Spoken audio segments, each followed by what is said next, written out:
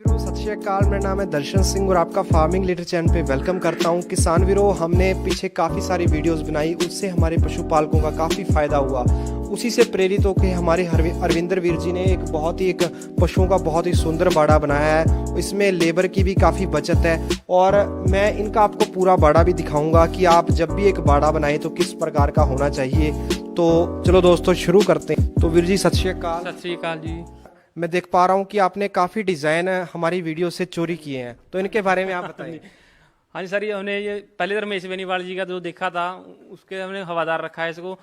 फिर जो हमें हरविलास सर जी हैं उनका देखा था खुरली वाला सिस्टम, पानी वाला सिस्टम, हमने वही उनकी नकल करके किया है ये। तो किसान वीरों, आप यहाँ पे देख सकते हैं कि बहुत ही शानदार तीन तरफ मैं बताना चाहूंगा कि तीन तरफ पूरे बाड़े के हवादार खिड़कियां रखी गई हैं। इनसे कि गर्मी में इनको खुला रखा जाता है और सर्दी में इसको नॉर्मली बंद कर दिया जाता है। तो और जो मैं आपका खुरली का डिजाइन देख रहा हूं सर, बहुत ही स्पेशल है, क्योंकि एक तो आपने स्पेस छोड़ा हुआ है हमारे बीच में, इसके बारे में बताएं। और एक आपने खुरली का डिजाइन भी स्पेशल रखा है, इसके बारे में बताएं सर। सर हमने साइज है जो इसका 3.25 फुट का छोटा है, जो भैंसों को घास पाने के लिए है जो। भैंसों को घास वगैरह डालना हो तो उधर से भैया अंदर जाने की लोड़ नहीं, बाहर से बाहर घास डाल सकते हैं उनको आसानी से। तो किसान वीरों, जो मुझे यहाँ पर एक बहुत ही सुंदर बात लगी है कि आप देख सकते हैं कि हर पशु के लिए अलग से एक खुरली है और हर पशु के लिए बीच में स्पेस रखा गया है और ये पाइप वगैरह लगाई गई हैं। तो सर बताना चाहेंगे कि आपने जो ये पाइप वगैरह लगाए हैं इनका साइज बताएं और इनके बीच का स्पेस बताएं कितना है। सर इनका स्पेस तो उनके बीच का 5 फुट है, जो जिसमें अपना मैट आ जाए पूरा मैट आ जाता हाँ, है पूरा मैट। हाँ, उसके हिसाब से रखा है हमने। जो इसकी ऊंचाई है वो 3.5 फुट रखी गई है, जो लंबाई है वो 4 फुट रखी गई है। ठीक है। तो सर मैं जानना चाहूंगा, जो आपने खुरली को ये बीच से कर्व दिया है तो इसका क्या फायदा रहता है?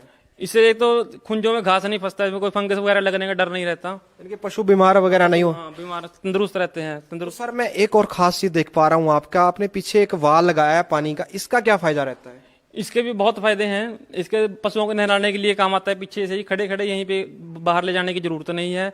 एक जो हमारी साफ सफाई करने में कोई दिक्कत नहीं है, मैट वगैरह यहीं से धो सकते हैं इसको। ठीक है, मैट वगैरह भी यहाँ से धो सकते हो, पूरे का यहीं से वॉश हो जाता है। यहीं से वाश हो जाएगा। तो किसान वीरों, एक मैं आपका ये पानी वाला सिस्टम देख रहा हूँ, तो इसमें आपने 2-3 चीजें यूनिक की हैं पिछले वाले से। एक तो आपने इसमें ढक्कन लगाया है, इसका क्या फायदा है सर? ढक्कन का फायदा, जब पशु घास खाता है तो इसके अंदर बहुत घास जाता था, पानी मैला हो जाता था, घास गिर जाता था इसके अंदर। अब उसकी दिक्कत नहीं है।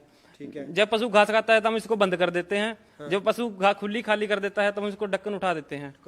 हर टाइम उठा रहता है, जब मर्जी पी सकता है पशु पानी। ठीक है सर। और एक आप मुझे बता रहे थे इसमें आपने ताजे पानी का और एक टैंकी वाले पानी का दो सिस्टम किए हैं पहले। हाँ जी, ये सब बाल सिस्टम किया हुआ है। 21 है इसमें से। अगर ताजा पानी लेना तो इधर से बाल खुला है, बाल खोल सकते हैं। अगर टंकी का पानी लेना है तो उधर से बाल खुल जाएगा, ये बंद हो जाएगा। तो किसान वीरों, आप देख सकते हैं कि इन्होंने लगभग 2 प्रकार के पानी का प्रबंध किया गया है और यहाँ से इस वाल को अगर हम खोलते हैं तो पानी की हमारा जो हमारी ये टैंक ये खाली हो जाता है। तो सर मैं यहाँ पे आपका देख पा रहा हूँ, ये आपके 5 पशुओं का एक सुंदर बाड़ा है। तो इसका साइज बताएं सर आप कितना है? इसका साइज 25 फुट तो इसकी लंबाई होगी जी, 18 फुट इसकी चौड़ाई है। 25 बाई 18 का है। तो सर मैं सबसे पहले अब आपको खर्चा जानना चाहूंगा, हर चीज का कितना खर्चा आया। तो सर बताएं इस सिस्टम को लगाने में आपका कितना खर्चा आया है? सर हमारे पहले पूरे बाड़े का खर्चा 2 लाख रुपए आया है। जो सब खिड़की खुड़की है इसका खर्चा हमारा 20,000 रुपये आया है। जो हमारा 5 भैंसों का पानी का सिस्टम है उसका खर्चा हमारा 5,000 रुपये आया है। पानी की और पैपों की फिटिंग फुटिंग में सब कुछ लगा के। और सर मैं जानना चाहूंगा, ये बैंड आपको कितनी कॉस्ट में पड़े थे, कुछ याद है सर इसके बारे में? ये 6,000 की कॉस्ट में पड़े सर। ये कितने बैंड थे आपके? ये 4 हैं जी। ये 4 बैंड आपको 6,000 की कॉस्ट में पड़े थे। और सर इसके अलावा कोई और कॉस्टिंग के आपको बताना चाहते हैं? कोई एक्स्ट्रा नहीं है, बस यही है जो। तो उम्मीद है किसान वीरों आपको हमारी ये जानकारी पसंद आई होगी। अगर पसंद आई है तो वीडियो को शेयर जरूर करें ताकि और पशुपालकों का भी फायदा हो सके, और वीडियो को लाइक भी करें। अगर आप हमारे चैनल में पहली बार आए हैं और नई नई वीडियो देखना चाहते हैं हमारी, तो आप चैनल को सब्सक्राइब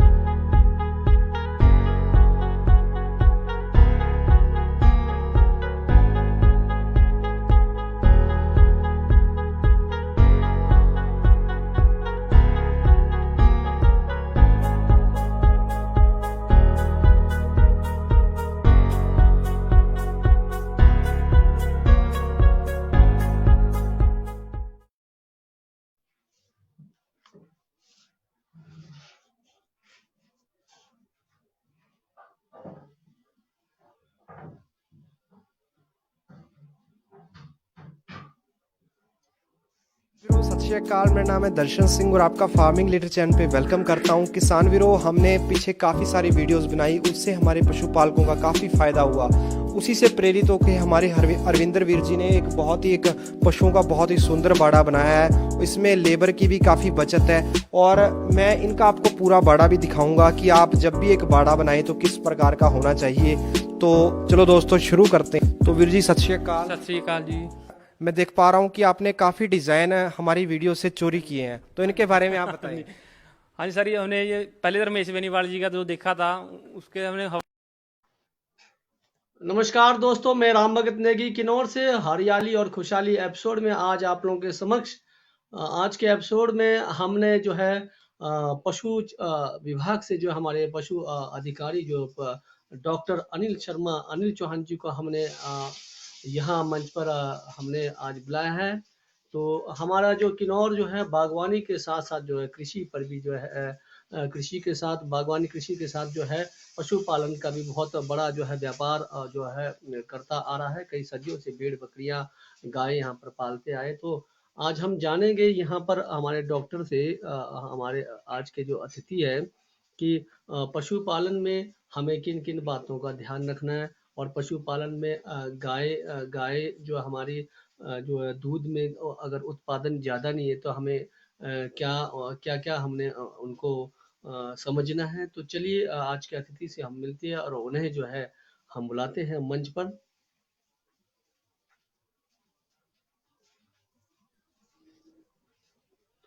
नमस्कार सर, आपका मंच में स्वागत है महोदय जी। नमस्कार निकी जी। आज आपने हमारे किन्नौर के पेज के लिए समय निकाला, हमारे किन्नौर के दर्शकों के लिए समय निकाला, तो आपका बहुत बहुत आभार। धन्यवाद आपका भी निकी जी, बहुत बहुत धन्यवाद जी। हमारे साथ हमारे अतिथि मंच संचालक जो है आदरणीय रंजना मैडम भी जुड़े हैं, उनको भी मंच पे बुलाते हैं।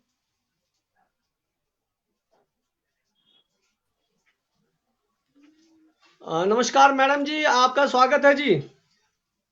नमस्कार जी, धन्यवाद। और तमाम एमसीएन के दर्शकों को मेरा नमस्कार।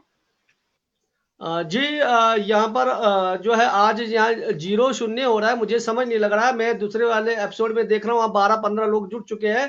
अब शायद कुछ तकनीकी प्रॉब्लम होगी, लेकिन जितने भी हमारे एमसीएन पेज से जुड़े हैं उन सबका हार्दिक स्वागत। आप लोगों के प्यार से, आप लोगों के सहयोग से ये जो पेज आगे की ओर बढ़ रहा है। हमने पिछले एपिसोड में अभी तक जो हमने बागवानी से संबंधित जो है एपिसोड चलाया था, आज के एपिसोड में हम पशु से संबंधित पशुपालन पर जो हम डॉक्टर अनिल चौहान जी से हम जानेंगे कि किन किन बातों का ध्यान रखना है। महोदय जी, हमारा किन्नौर जो है बागवानी के साथ जो है पशुपालन पर भी जो है काम करता आ रहा है, कई सदियों से भेड़ बकरी है। लेकिन आप हमें ये बताएंगे कि किन्नौर में किस प्रकार के मतलब किन्नौर में जो दुधारू पशु होते हैं उनमें मुख्यतः कौन कौन से जो है रोग पाए जाते हैं मुख्यतः, ताकि हम आम लोगों को पता चले। जी। किन्नौर जैसे कि हम सबको विदित है कि वैसे तो हिमाचल प्रदेश एक पहाड़ी क्षेत्र ज्यादा है, लेकिन किन्नौर का जो एवरेज ऑल्टीट्यूड है, जो हाइट है, वो बाकी क्षेत्रों से अधिक है। तो इस ऑल्टीट्यूड में, इस हाइट में ज्यादातर जो मिनरल की कमी हमेशा पशुओं में पाई जाती है। इन मिनरल या खनिज पदार्थों की कमी की वजह से पशुओं में विभिन्न किस्म के रोग पाए जाते हैं, जिनमें से मुख्यतः रोग जो है वो पशुओं में बयाने के बाद मिल्क फीवर का होना है, जिसमें पशु जो है जब वो बच्चा अपना देता है, गाय अपना बच्चा देती है, तो उसे जो है उठने में समस्या हो जाती है और पशु अधिकतर लेटा रहता है, गर्दन मोड़ देता है। तो ये अमूमन जो है शरीर में कैल्शियम की कमी होने की वजह से होता है। क्योंकि कैल्शियम पशु हमें दूध में भी मिलता है, पशु द्वारा जो है ये दूध में प्रवाहित होता है, और ताजा जो दूध देने वाली गाय है उसमें अधिकतम कैल्शियम और जो फास्फोरस होता है वो जो है दूध के द्वारा बाहर निकल जाता है शरीर से। उसमें कमी होने की वजह से ये मिल्क फीवर नामक बीमारी रोग का ज्यादा यहाँ अमूमन देखा गया है। और दूसरा जो मुख्य तौर से किन्नौर में बीमारी ज्यादा अधिकतर देखने में प्राय मिला है, वो है ऊंचे ऊंचे पहाड़ी इलाकों में, जहां पर कि ये ब्रेकन फर्न एक किस्म का घास रहता है जो नमी वाली जगह में ज्यादा रहता है। उसको खाने की वजह से जो है पशुओं में एक किस्म की इस तरह की बीमारी, जिसमें लक्षण मुख्य रूप से ये रहता है कि अपने गोंत्र के साथ लाल रंग का गोंत्र आएगा, मतलब उसमें खून का प्रवाह होना शुरू हो जाता है, उसे हम हिमेचुरिया कहते हैं। और ये अमूमन जो है ये एक किस्म से रसौली पेशाबदानी में बन जाती है, गांठ बन जाती है। इस ब्रेकन फर्न में कुछ इस तरह के रसायन होते हैं जिन्हें खाने से उसमें रसौली ज्यादा हो जाती है, और जो है उस रसौली से खून पेशाब के द्वारा रिश्ता रहता है और अमूमन पशु कमजोर हो जाता है। तो मुख्य तौर से बीमारियों में देखा जाए तो ये दो किस्म की बीमारियां जो अपने गौवंश प्रजाति के पशु है उनमें देखे जाते हैं। इसके अलावा भेड़ बकरियों में, चूंकि ये मुख्य तौर पर हमारा जो जिला किन्नौर है, यहाँ भेड़ बकरियों का अधिक पालन पोषण होता है और जमाने से हो रहा है, तो इनमें मुख्य तौर पर जो बीमारियां पाई जाती है ये पीपीआर और जो है शीप पॉक्स व गोट पॉक्स के लक्षण भी पाए जाते हैं। इसके अलावा मुंह पका खुरपका रोग की भी कुछ लक्षण पाए जाते हैं, और इन सभी जो ये बीमारियां हैं ये मुख्य रूप से वायरस के कारण फैलती है, और इनमें जो पशुपालन विभाग द्वारा भी समय समय पर टीकाकरण जो है प्रतिवर्ष निशुल्क किया जाता है। तो मुख्य तौर से ये बीमारियां जो अभी ये गोट पॉक्स रिसेंटली आया है और ये तीनों ब्लॉक में पाया गया है, अपना ये पू ब्लॉक में भी इसके कुछ केसेस पाए गए थे, या फिर हमारा जो निचार निचार वाला ब्लॉक है, रुपी वाला क्षेत्र है, इसमें भी 2-3 साल पहले ये मुख्य रूप से ये बीमारी पाई गई थी और भेड़ पालकों को काफी नुकसान का सामना करना पड़ा था। लेकिन अब जो है प्रतिवर्ष चारागाह जाने से पहले विभाग द्वारा ये शीप पॉक्स के टीके भी लगवाए जाते हैं, पीपीआर के टीके भी लगवाए जाते हैं, और खुरपका मुंह पका रोग, इनके रोग निरोधक टीके निशुल्क पशुपालकों के घर द्वार पर जाके विभाग द्वारा मुहैया करवाए जाते हैं। जी धन्यवाद महोदय जी। आज यहाँ कमेंट शो नहीं हो रहे, मैं दूसरे फोन से देख रहा हूँ, कमेंट और जगह आ रहे हैं, शायद इसमें तकनीकी प्रॉब्लम होगी। हरिशरण ठाकुर जी कहते हैं कि पशुपालकों के लिए महत्वपूर्ण एवं उपयोगी जानकारी सरदार जी की ओर से एमसीएन चैनल में दे रहे, तो बहुत बहुत धन्यवाद। तो आपके लिए धन्यवाद। यहाँ पर आया हुआ है, आज कमेंट शो नहीं हो रहे। आपने सर एक घास की बात कही थी, अलग प्रकार का कोई घास है, तो क्या ये घास हमारे लोअर बेल्ट में, लोअर किन्नौर में, या फिर पूरे किन्नौर में आपने देखा है? आप थोड़ा सा हमारे को हिंट्स देंगे, वो घास को किस प्रकार का है घास? जी जी, ये जो घास अमूमन रहता है ये नमी वाले क्षेत्र में, किन्नौर में बिल्कुल ये अपना निचार ब्लॉक से लेकर अपने जो ऊपर के पूह ब्लॉक की तरफ को उधर तक ये पाया जाता है।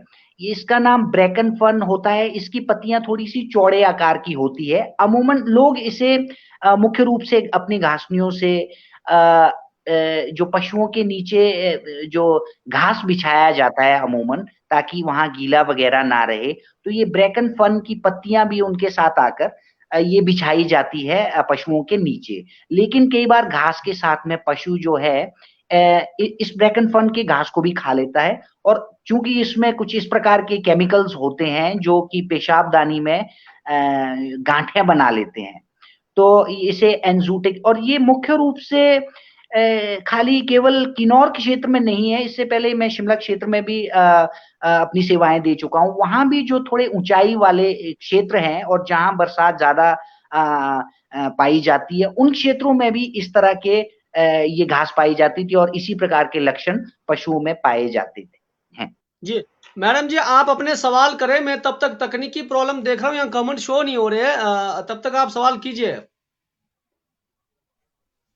ठीक है, मैं डॉक्टर साहब से पूछना चाहती हूँ, जो वैक्सीनेशन, जैसे गाय भेड़ है, इनका जो वैक्सीनेशन का जो शेड्यूल है, तो क्या वो एक आम मतलब पशुपालक को वैक्सीनेशन का शेड्यूल के बारे में मतलब आप लोग कैसे बताते हैं? क्या इसका कोई कैंप ऑर्गेनाइज करते हैं? मतलब कैसे पता चल जाता है कि क्या क्या शेड्यूल है?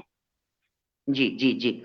विभाग द्वारा जो है समय-समय पर जागरूकता शिविरों का भी आयोजन किया जाता है और विभाग की जो थोड़े से क्योंकि आधुनिक युग है, तो विभाग द्वारा जो सरकारी वेबसाइट जो विभाग की है, उस पर भी ये पूरा शेड्यूल जो है वो बना हुआ है, वहाँ से भी लोग इसका अनुसरण कर सकते हैं, उ उसे देख सकते हैं। इसके अलावा जो है पैम्फलेट्स वगैरह भी विभाग द्वारा समय-समय पर मुहैया करवाए जाते हैं कैंपों के द्वारा। अभी फिलहाल में ही हमारा जो है रुपी में एक बहुत बड़ा विभिन्न विभागों के कैंप का एक ऑर्गेनाइज किया गया था। उसमें भी जो है लोगों को इस विषय में जानकारी दी गई है और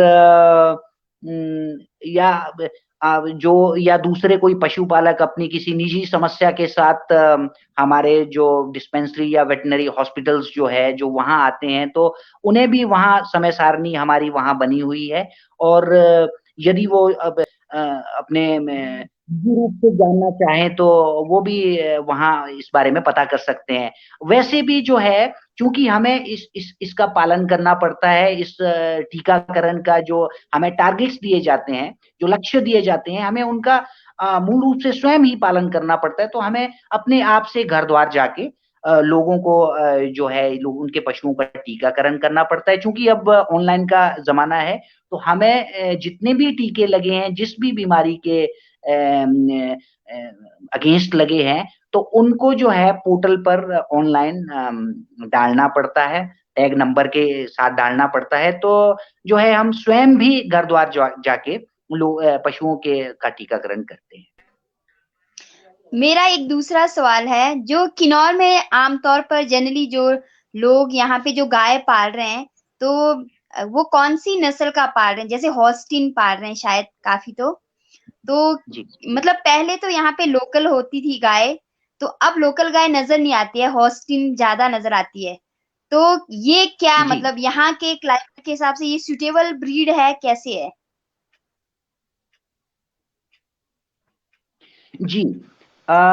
नस्ल के बारे में मैं ये बताना चाहूँगा कि जैसे ये प्रत्येक राज्यों में ये ऐसा था, हमारा पहाड़ी राज्य था, तो लोग जो है अमूमन जो है पहाड़ी नस्ल की जो ये काली गाय थी, उसका ही पालन-पोषण करते थे। लेकिन समय के साथ-साथ क्योंकि विभाग द्वारा कृत्रिम गर्भाधान का जब से ये अभियान चलाया गया, तब से पशुओं की जो नस्ल में ये धीरे-धीरे सुधार आना शुरू हुआ। तो इसके तहत जो है शुरू में तो आप ठीक कह रहे हैं कि काफ़ी जगह पर हमें होल्स्टेन नस्ल की गाय मिलती है, जो सफ़ेद और काले रंग की गाय होती है या फिर अमूमन भूरे रंग की गाय, जिसे लाल किस्म की गाय भी आम तौर पर कहा जाता है, वो जर्सी नस्ल की गाय हैं।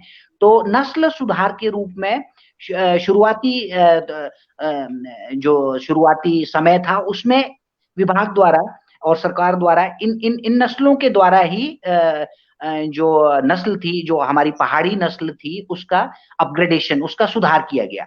लेकिन अब जो है विभाग द्वारा हमारे स्वदेशी नस्ल की गाय के जो टीके हैं वो भी उपलब्ध है, जिसमें कि सिंधी नस्ल की है, साहिवाल नस्ल की है।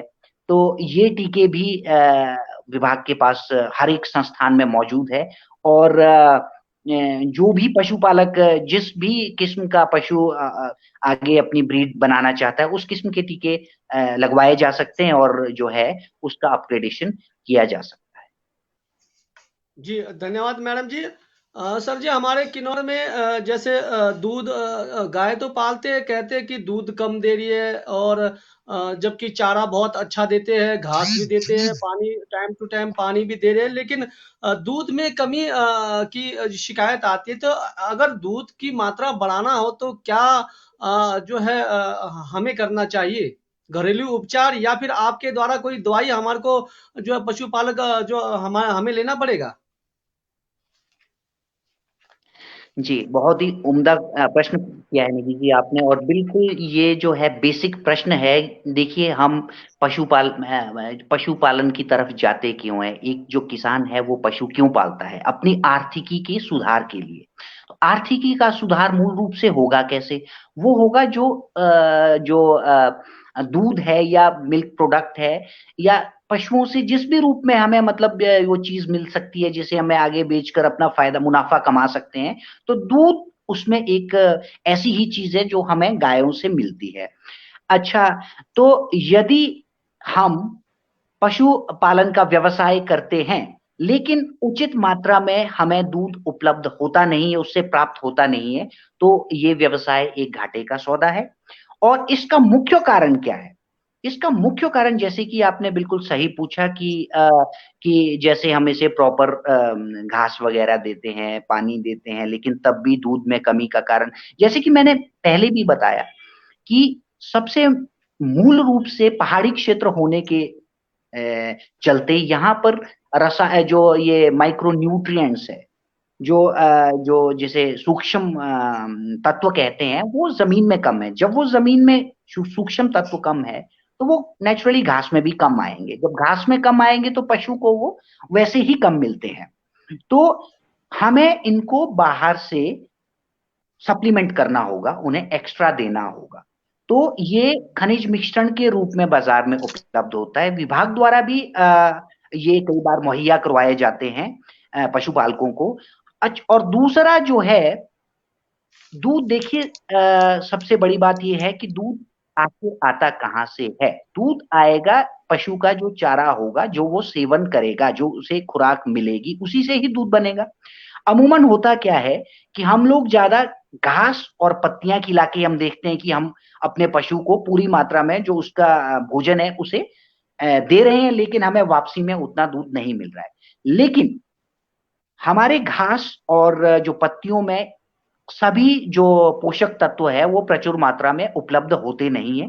तो हमें जो है कॉन्सेंट्रेट फीडिंग करवाना बहुत जरूरी है। अब कॉन्सेंट्रेट फीड क्या है? वो है जो हम चोकर या फीड हम जिसे बोलते हैं। तो ये हमारे सभी दर्शक भी सुन लें कि एक जो पशु है उसे अपने शरीर की बनावट के लिए एक मात्रा में उसे फीड चाहिए होती है। जैसे हमें भी अपने शरीर की बनावट के लिए एक मेंटेनेंस राशन जिसे हम कहते हैं उसकी आवश्यकता होती है। बेशक जो है वो पशु दूध ना दे रहा हो तो उसे भी 2.5 से 3 किलो के बीच में, 2.5 से 3 किलो इतना जो है फीड का प्रतिदिन होना बहुत आवश्यक है अपने शरीर की बनावट के लिए। उसके अलावा यदि पशु दूध दे रहा है तो प्रत्येक 3 लीटर जो दूध है उसके पीछे 1 किलो फीड का देना एक्स्ट्रा देना पड़ेगा। कहने का मतलब है यदि किसी की गाय, किसी पशुपालक की गाय 6 किलो दूध दे रही है तो उसे 3 किलो फीड तो जो है 2.5 से 3 किलो फीड जो है उसके मेंटेनेंस राशन तो उसे देना ही पड़ेगा। उसके अलावा 3 + 3 2 किलो फीड जो है एक्स्ट्रा देना पड़ेगा। तो करीब करीब 4.5 से 5 किलो फीड का होना उसे 2 समय में, जरूरी नहीं कि वो एक साथ ही इतना खिलाएंगे तो फिर दिक्कत आएगी, बेशक आप सुबह शाम करके दें, तो 5 किलो फीड का होना उसे जरूरी है। जिसका ज्यादा दूध होगा, जैसे मान लो किसी का 9 केजी दूध मिल रहा है तो उसे करीब करीब 6 किलो के आसपास, मतलब 3 किलो सुबह 3 किलो शाम को, या 2 किलो सुबह दे दिया, 2 किलो दिन में, 2 किलो शाम को। इस तरह फीडिंग का होना बहुत आवश्यक है। और हम जैसे कैंप्स का ऑर्गेनाइजेशन करते हैं, शिविर लगते हैं, उसमें अमूमन लोग यही पूछते हैं कि जनाब आप ये तो कह रहे हैं कि जो है इतनी फीड दीजिए, लेकिन यदि इसकी कीमत देखी जाए बाजार में, अगर अच्छी किस्म की फीड लेंगे तो उसकी कीमत खासी ऊपर है, हर एक आदमी के लिए ले पाना इस हिसाब से, जिस हिसाब से हम वैज्ञानिक पद्धति से खिलाने को कहते हैं, वो काफी मुश्किल है। तो हमारा इसमें यही रहता है कि आप स्वयं घर पर फीड बना सकते हैं। फीड बनाने के लिए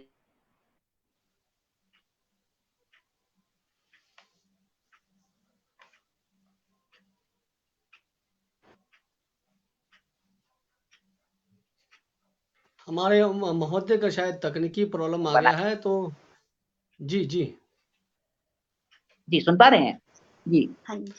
आपको फोन आया था, दोबारा बताएं सर। फीड बनाने का घरेलू घर में अगर फीड बनाए तो हमने क्या क्या मिश्रण करना है? जी जी, तो इसमें जो है सबसे पहले मैं आपको 100 किलोग्राम फीड के लिए, यदि आपने 100 किलोग्राम फीड बनाना है तो उसमें क्या क्या आपको लगेगा, उसमें आपने 25 से 30% मतलब 25 से 30 किलो आपने डालना है दाना। दाना में आपका गेहूं आ गया, या गेहूं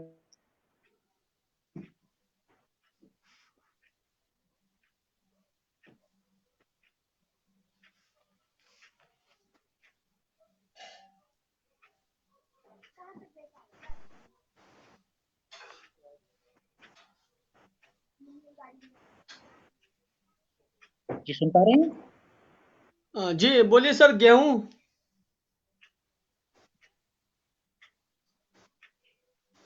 30% दाना है, उसमें गेहूं भी हो सकता है, मक्की भी हो सकती है, जौ भी हो सकती है। मिक्स कर लें तीनों को तो और अच्छा है, 10-10 किलो तीनों चीजें डाल दें तो बहुत बढ़िया है। उसके अलावा 25 से 30% जो है इसमें भूसा का होना भी बहुत जरूरी है। भूसा मतलब जो बाहर का वो अपना वो रहता है, जी ब्रांड जिसे कहते हैं, वो होना भी जरूरी है। उसके अलावा जो है 25 से 30% खल का होना भी जरूरी है, और खल भी यदि आप मिश्रित करें तो बहुत अच्छी है। इसमें आपको बाजार में सरसों की खल मिल जाती है, बिनौले की खल मिल जाती है, और जो है इसके अलावा जो है कॉटन सीड, कपास की खल भी मिलती है। अपनी खल जो हमारे ये लोकल यहाँ किन्नौर में ज्यादा पाई जाती है, इसका क्योंकि ज्यादा इस पर वैज्ञानिक शोध नहीं हुआ है, तो यदि इसे भी आप डालें तो, क्योंकि खल जो है मूलतः प्रोटीन का एक मुख्य सोर्स है, तो इसका होना बहुत जरूरी है। यदि हम लोकल खल डालते हैं तो कृपया से थोड़ी मात्रा में डालें, क्योंकि इसमें कई बार दूसरे जो है इस तरह के केमिकल्स भी होते हैं जो ज्यादा मात्रा में अफारा कर देंगे या कोई दूसरी समस्या कर देंगे। तो अमूमन ये देखा गया है कि जैसे हमारे कई इलाकों में ज्यादा खिलाते हैं तो उससे ये समस्या आती है। तो खाली मतलब 25 से 30 किलो या 25 से 30 ग्राम यदि आप ले लें प्रतिदिन के हिसाब से, इतनी खल डालें। इसके अलावा जो है करीबन करीबन 2 से 3 किलो जो है इसमें जो मिनरल मिक्सचर है वो भी जरूर डालें, और करीब करीब 1 किलो नमक का होना बहुत जरूरी है। 1 किलो नमक 100 किलो फीड की बात कर रहा हूं, तो यदि आप 1 किलो के हिसाब से ले तो 10 से 20 ग्राम के आसपास जो है आपने लेना है। और नमक भी ये कहते हैं कि यदि आयोडाइज नमक हो जो हम खुद खा रहे हैं, उसे ही इसी में डालना है। यदि मुझे लगता है कि किन्नौर में तो ये दाने की ज्यादा अपेक्षाकृत हर जगह कमी रहती है, लेकिन किन्नौर में क्योंकि अभी भी कुछ कृषि का कार्य चलता है, तो यदि ये दाने उपलब्ध हैं तो ये सस्ते में हम अपने घर बैठे और एक भरोसेमंद फीड का उत्पादन हम स्वयं घर में कर सकते हैं। जी जी धन्यवाद महोदय जी, आपने जिस प्रकार से हमें बताया कि किस प्रकार से घर में हम फीड को तैयार कर सकते हैं। सर एक चीज़ और बताना चाहते हैं कि जैसे हम घर में लस्सी बनाते हैं तो बहुत मात्रा में लस्सी बनता है, तो हम उसी को जो है ट्रांसफर करके किसी चारा में जैसे फीड में मिला के वापस गाय को दिया जाता है, क्या ये जायज है? इससे कोई दिक्कत तो नहीं जानवरों को? जी जी जी। लस्सी को बिल्कुल दिया जा सकता है पशुओं को, उसमें कोई ऐसी दिक्कत नहीं है। लेकिन कई जगह ऐसा भी है कि जैसे जब बिल्कुल ब्यात में होती है गाय, बिल्कुल नई नई सुई होती है, तो उस समय कई लोग जो है घी या फिर उसमें अपना ये तेल सरसों का या दूसरा तेल भी पिलाते हैं, तो वो बिल्कुल जायज नहीं है, क्योंकि पशुओं का जो पाचन तंत्र है वो बिल्कुल अलग होता है। इसमें 4 पेट होते हैं, तो इनमें जो है डाइजेशन का कंप्लीटली एक पूरी तरह से अलग सिस्टम है। तो ये चीज एक वेस्ट है, ज्यादा मात्रा में देंगे घी या तेल को तो उससे कोई दूसरी समस्याएं भी पैदा हो सकती हैं, तो इसे ना पिलाएं तो बेहतर है। हाँ, लस्सी आप जरूर दे सकते हैं, लस्सी में कोई ऐसा नहीं है। पानी का भी जो है प्रचुर मात्रा में पशु को देना बहुत ही आवश्यक है। आ, खुला पानी दे जितना पशु पानी पी सकता है, क्योंकि दूध बनने के लिए अधिकतम जो है अधिक लिक्विड की आवश्यकता होती है। तो पानी की जितनी प्रचुर मात्रा आप पशु को दे सकते हैं, उतना ही वो दूध के रूप में भी कोई ज्यादा समस्या या डिहाइड्रेशन की कोई ऐसी समस्या नहीं रहेगी। सर अब दूध से संबंधित एक सवाल है, जब हम किसी पशु वाले से हम गाय दूध लगाते हैं तो कई किसी का पतला आता है, किसी का जो है गाढ़ा आता है। तो कोई कहते हैं कि दूध जो है गाय ऐसी ही देती है और किसी का बहुत ज़्यादा, किसी के इसमें तो जो है अगर हम दही जमाते तो कलेजा के जैसा होता है, और किसी के जो दूध आता है तो बिल्कुल पानी होता है, ज़्यादा पानी होता है और दूध कम होता है। क्या ये मिश्रण है या फिर गाय में ही इस प्रकार के जो है दूध आते होंगे? जी, बहुत ही वाजिब सवाल है। देखिए, वैसे तो नस्ल, जो पशु की नस्ल है उस पे भी काफी निर्भर करता है। पशु के दूध में किस मात्रा में फैट होगा, उस पे काफी निर्भर करता है। जैसे हमारे लोकल नस्ल की गाय हैं, उनमें फैट काफी मात्रा में होता है। और जैसे मैडम ने भी अभी बताया कि यहाँ होल्स्टाइन नस्ल की गाय भी काफी रखी हुई है, क्योंकि उनकी जो प्रोडक्शन है वो बहुत अधिक होती है, तो उसमें जो है फैट की मात्रा कम पाई जाती है। तो दूध की मात्रा में और फैट की मात्रा में एक बिल्कुल उल्टा रिलेशनशिप है। ज्यादा दूध जो पशु देगा उसमें फैट की कमी होगी, कम दूध देने वाले पशु में फैट की मात्रा अधिक होगी। तो यदि दूध में फैट की मात्रा कम है या बिल्कुल पतला ही दूध आ रहा है, तो उसके लिए उसमें खनिज मिश्रणों की कमी की वजह से भी हो सकता है। तो जिस मात्रा में खनिज मिश्रण बताया गया है, पशुपालक उस मात्रा में खनिज मिश्रण दें।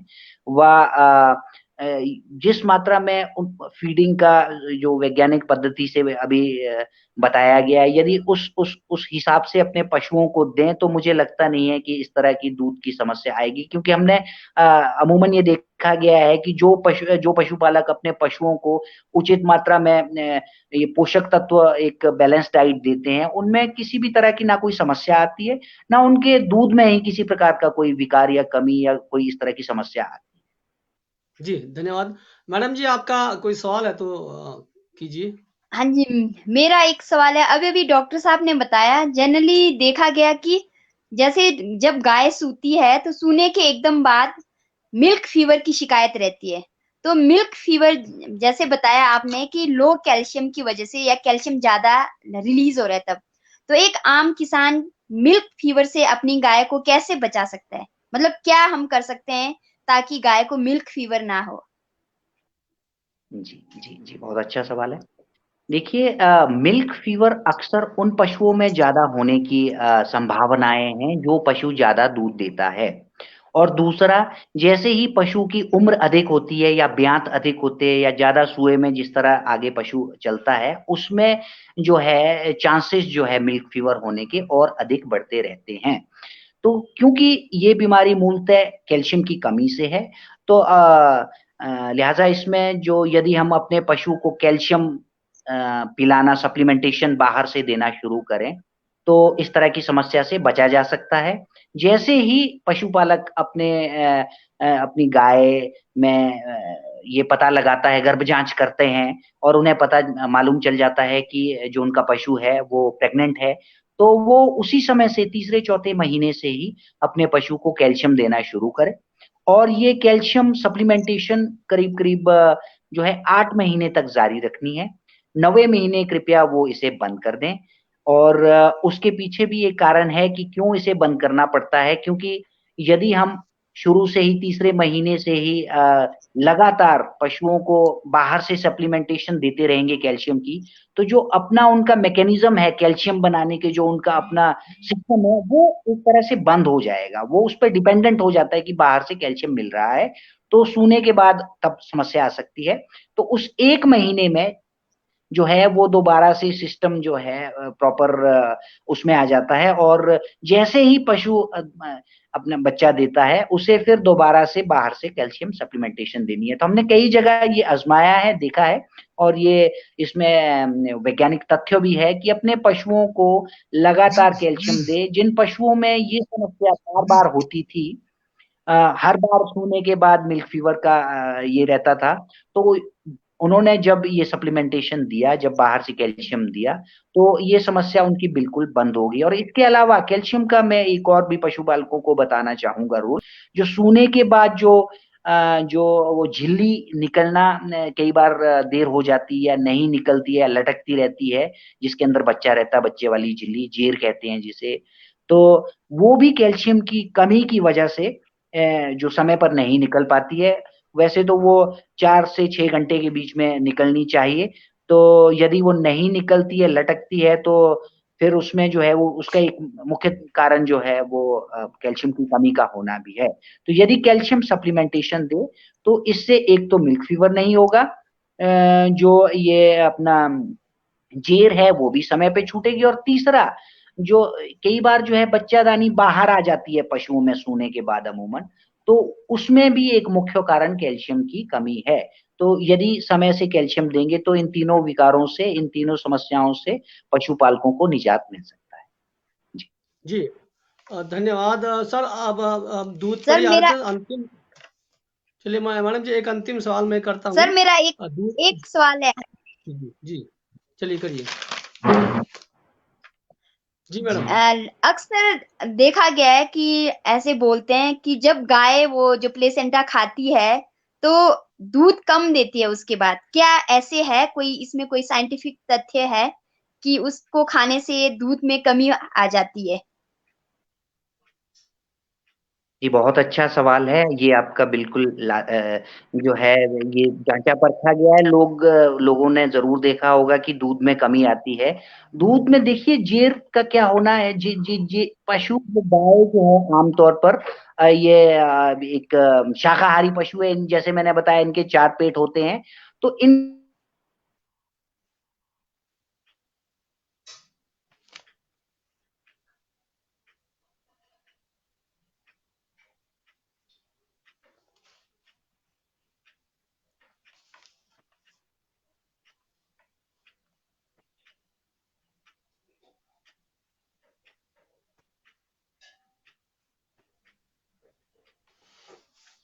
मैडम जी सुन पा रहे हैं? नेटवर्क की बहुत समस्या। जी बोलिए सर। जी जी।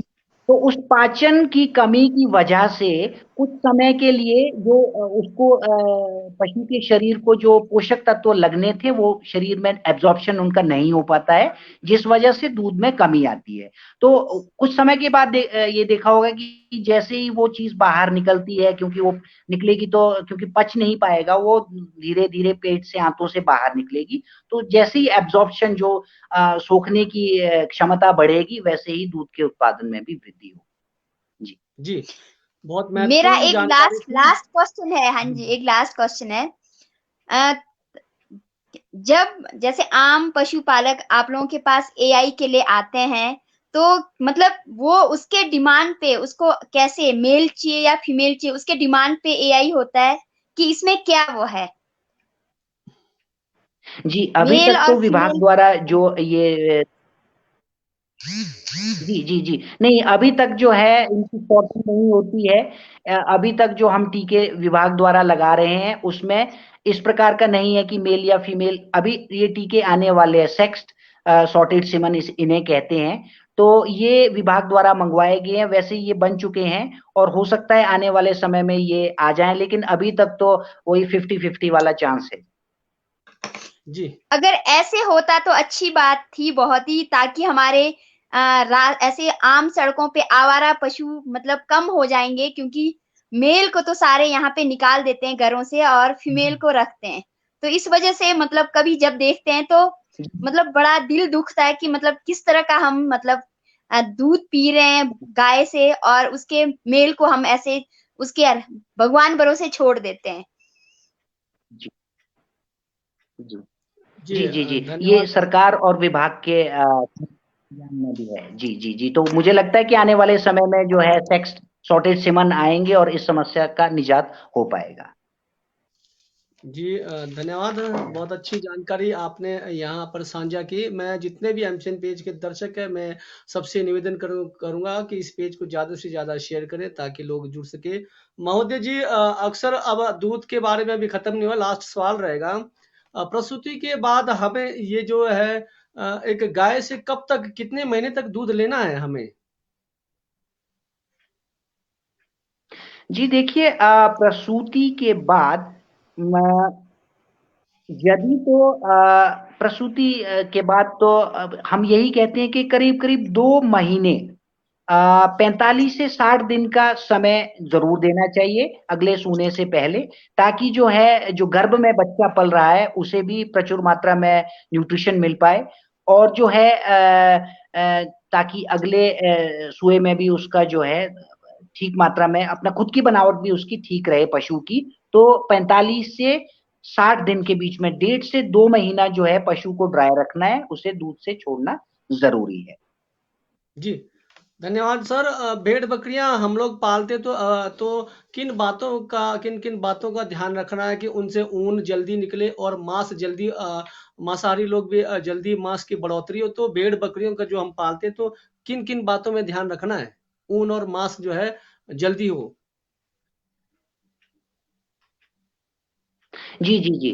भेड़ बकरी से संबंधित जो है यदि अधिक मात्रा में ऊन और मांस का उत्पादन करना है, तो हमें थोड़ा-सा ब्रीड अपग्रेडेशन की तरफ जाना होगा, और इसी को ध्यान में रखते हुए विभाग द्वारा काफ़ी समय से हमारे भेड़ प्रजनन प्रक्षेत्र काकस्थल में एक फार्म जो है वो काफ़ी समय से खोला गया, और ज्यूरी में भी, जिला शिमला में भी इस तरह का फार्म है। तो जहाँ पे रैम्बुले नस्ल की जो प्रजाति वो रखी गई है, तो उन प्रजातियों को विभाग द्वारा 60% अनुदान पर भेड़ पालकों को प्रदान किया जाता है, ताकि वो अपने जो जो अपना उनका लाइफ स्टॉक है उनका अपग्रेडेशन करें, ताकि उनके ऊन व जो मांस है उनमें भी मतलब उनकी प्रोडक्शन बढ़े। तो ये नस्ल सुधार के तहत ही इसका जो है अपग्रेडेशन किया जाए। जी, पशुओं में जो है परजीवियों की मात्रा होती है, बाहर हो चाहे आंतरिक परजीवियां हो, तो इनसे हम कैसे जो है इनका देखभाल करना चाहिए ताकि इनमें परजीवियां जो है ज्यादा ना पनपे। जी, जी। बहुत-बहुत बेहतर सवाल है। ये मुख्यतः जो है परजीवी और जो अंतःजीवी है, जो पेट के अंदर के कीड़े हैं वो ज़ाहिर-सी बात है पेट में ज़्यादा रहेंगे, डिवॉर्मिंग हम उनके कीड़ों की दवाई नहीं देंगे तो जितने भी पोषक तत्व होंगे वो खा जाएँगे, तो शरीर में पशु को लगेगा नहीं। तो समय-समय पर जो है जैसे ही मौसम में बदलाव होता है, अभी हम जैसे कि गर्मियों की तरफ जा रहे हैं, तो चारागाह जाने से पहले पशुपालक अपने जो भेड़-बकरियाँ हैं, उनको पेट की कीड़ों की दवा ज़रूर दे दें, और जैसे ही चारागाह से वापस आते हैं, उस समय भी पे पशुओं को पेट के कीड़ों की दवा देना आवश्यक समझें। और उसके अलावा जो परजीवी हैं, उनकी भी डिपिंग ज़रूर करवाएँ। डिपिंग मतलब जैसे कि सभी भेड़ पालकों को मालूम है कि बाहर से जो इसमें दवाई दी लगाई जाती है, स्नान करवाया जाता है, तो इसका विभाग द्वारा अभी चारागाह जाते हुए 1 से 2 महीने के लिए हमारी जो एक डिप मशीन है, एक पोर्टेबल जो उठाऊ जो मशीन है, उसका उसका उसका संचालन किया जाता है। जो है तो वो जाते समय जो है वांगतू में अपने जो भेड़ें हैं उनको ये करें। यदि कोई दूसरे चारागाह की तरफ जाता है या कटगांव या भाभा वैली की तरफ नहीं जाते हैं, तो वो भी अपने पशुओं का डिप करने हेतु दवाई जो है विभाग में द्वारा मुहैया करवाई जाती है, और ये इन्हें लें, और ये बहुत आवश्यक है क्योंकि ये चीज छोटी सी लगती है, लेकिन यदि वो सारा ही परजीवी है, उनका ब्लड सकर्स होते हैं, खून चूसते हैं, तो शरीर में ना वो ग्रोथ आएगी उनके, और ना मांस की वृद्धि हो पाएगी, और बिल्कुल जाहिर तौर पर जो है पशु जो है कमजोर नजर आएगा। जी, धन्यवाद। सर, जिस प्रकार से हॉर्टिकल्चर और एग्रीकल्चर में जो बागवान हमारे जो आम जनता के लिए एक फैसिलिटी दी जाती है, स्कीमें दी जाती है, क्या पशुपालन विभाग में भी कोई ऐसी स्कीमें हैं जो हम जानना चाहेंगे? आम जनता के लिए क्या-क्या स्कीमें रहती हैं आपके पास? जी, जी, जी। विभाग द्वारा वर्तमान में जो है कई स्कीमों का संचालन किया जा रहा है। इसमें सबसे जो अहम अभी भेड़ पालकों के लिए है वो भेड़ पालक व बकरी पालक, जैसे मैंने अभी भी कहा है, भेड़ पालकों को 60% जो है 60% सब्सिडी पर जो है अच्छी उत्तम नस्ल के मेंढे मेल नर दिए जाते हैं, ताकि वो जो है पशुपालक जो है भेड़ पालक है अपनी जो भी उसके पास है उसका मतलब अपग्रेडेशन कर सके अपने भेड़ों का। और इसी के तहत विभाग द्वारा एक कृषक बकरी पालन योजना का भी संचालन किया जा रहा है, जिसमें जो है 3 यूनिट में 3 प्रकार के इकाइयों में जो बकरियां हैं वो बकरी पालकों को दी जाती है। इसमें इकाई में क्या रहेगा, या तो 10 बकरियां 1 बकरा, 4 बकरियां 1 बकरा, या 2 बकरियां 1 बकरा। ये 3 किस्म की इकाई है। इसमें जो है 60% सब्सिडी, 60% अनुदान पर मुहैया करवाई जाती है। इसमें मुख्य तौर पे जो क्राइटेरिया रहते हैं, जो है उन्हें प्राथमिकता दी जाती है जो बेरोजगार हो, घर से कोई सरकारी नौकरी में नहीं लगा है, जिसकी इनकम जो है वो 2 लाख से कम है, और जिसके पास उनके रखरखाव हेतु बाड़े का होना या शेड का होना भी जरूरी है, और मनरेगा का जॉब कार्ड यदि उनके पास हो तो उन्हें तरजीह दी जाएगी, उन्हें वरीयता दी जाएगी। तो इसके अलावा जो है भेड़ पालकों को बकरी पालकों को कृषक बकरी पालन योजना के तहत एक 95% सब्सिडी भी में भी यही स्कीम लागू होती है। लेकिन ये जो है बीपीएल को है, केवल जो बीपीएल के पात्र हैं, लोग हैं। तो इसमें जो है कोई ऐसा नहीं है कि आप जो भी आपके निकटतम पशु चिकित्सा संस्थान है वहां जाके जो फॉर्म होता है उसे सबमिट करें। औपचारिकता ज्यादा नहीं है, तो अपने सभी फॉर्म को भर के वो अप्लाई कर सकते हैं। इसके अलावा जो है एक पशु दुग्ध पालकों को है, ये जो गाय वगैरह पालते हैं, उत्तम पशु पुरस्कार योजना भी विभाग द्वारा चलाई जा रही है। तो उत्तम पशु उसे माना जाता है जो 15 किलो या उससे अधिक का दूध प्रतिदिन गाय देती हो। उन पशुपालकों को 1000 रुपया प्रोत्साहन राशि दी जाती है। ये केवल इसलिए है कि ताकि जो उस पशुपालक के पड़ोस में दूसरे पशुपालक है उनको भी एक किस्म से उन्हें देकर एक मोटिवेशन हो। तो विभाग द्वारा उत्तम पशु पुरस्कार योजना का संचालन भी किया जाता है। उसके अलावा पशुपालन विभाग द्वारा मुर्गियों की स्कीम भी चलाई जा रही है। आंगनवाड़ी कुक्कुट योजना के तहत जो है चूजे 1 दिन से लेकर 7 दिन तक मुहैया करवाए जाते हैं। हमारा जो ये टापरी पोल्ट्री फार्म है वहां से मुहैया करवाए जाते हैं। ये 50 से 100 के यूनिट के इकाई के तौर पर दिए जाते हैं। तो इसका भी फायदा उठा सकते हैं। इसके अलावा जो है 5000 ब्रॉयलर चूजा स्कीम, ये भी विभाग द्वारा चलाई जा रही है। इसमें भी 60% अनुदान है, और इसमें भी यदि इच्छुक है कोई बड़े स्तर पर इस कारोबार को करना चाहता है, कुक्कुट पालन को, तो वो इसका लाभ ले सकता है। इसके अलावा पशुपालन द्वारा प्रत्येक जो गौवंश जाति के पशु है, गाय हैं, उनके कानों में टैग लगाया जा रहा है। उनका जो है ऑनलाइन इनाफ पोर्टल पर पंजीकरण किया जा रहा है। उसकी पूरी जो डिटेल्स है वो अब ऑनलाइन अवेलेबल होगी।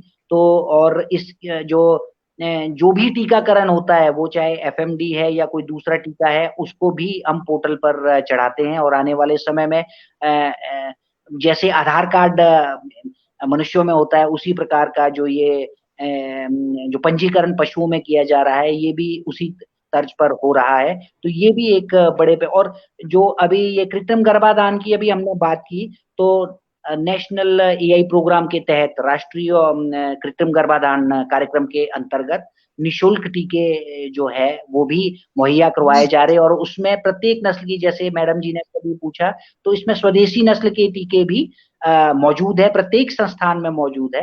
तो पशुपालक जो है अपनी इच्छा अनुसार अपने पशुओं की प्रजाति को जिस तरह से भी अपग्रेडेशन करना चाहे, वो इस स्कीम का लाभ उठा सकते हैं। जी धन्यवाद। मैडम जी, आपके कोई सवाल हो?